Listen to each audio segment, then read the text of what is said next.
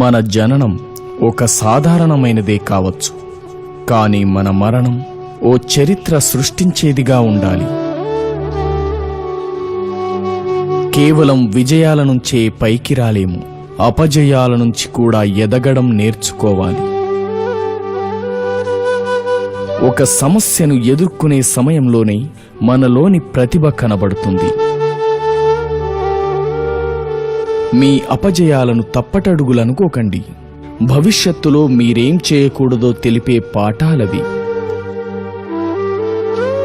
కల అనేది నిద్రలో చూసేది కాదు, నిన్ను నిద్రపోనీకుండా చేసేది.